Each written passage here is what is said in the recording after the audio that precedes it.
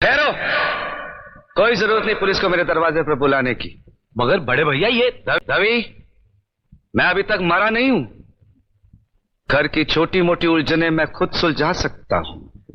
साहब जी ने डांटिए, अभी का अभी डांटिए।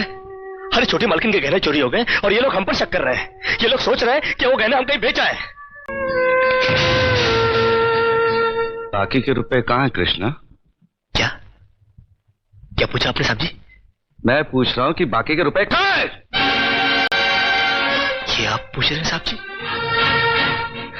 अपने कृष्णा से? देखो कृष्णा, गलती हर इंसान से होती है। तुम मुझे सही सही बता दो कि गहने तुमने कहां बेचे, मैं तुम्हें कुछ नहीं कहूंगा। अब कहने के लिए बाकी ही क्या है साहब जी? एक छोटा सा सवाल पूछ के आपने बहुत कुछ कह दिया है साहब जी। कृष्णा, बात को आगे मत बढ़ाओ।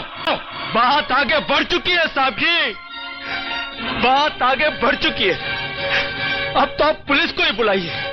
वो जब हमें कुत्ते की तरह मार मार के हमसे पूछेगी ना, अब तो हम तभी बताएंगे कि हम गहने कहां बेच कर आए साहब जी। मत कहो मुझे साहब जी। इसी साहब जी की इज्जत आज तुमने मिट्टी में मिला दी।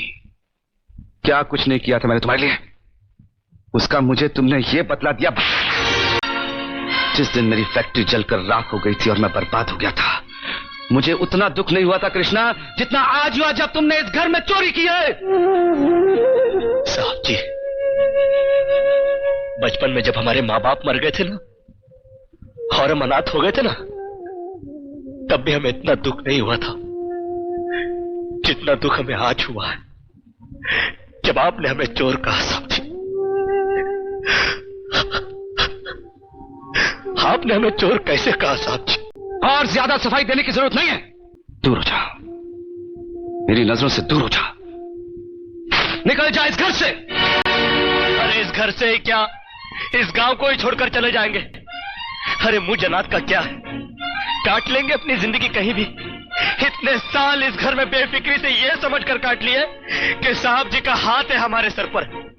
हमको क्या है परवाह किसी बात की, मगर नहीं, अब हम जान गए कि इस दुनिया में अनाथ का कोई नहीं होता। हम जा रहे हैं साहब जी और इस घर में कभी नहीं आएंगे अभी। निकल जा। दोबारा इस घर की दहलीज में कदम भी रखा तो मेरा मरा हुआ मुंह देखेगा तू।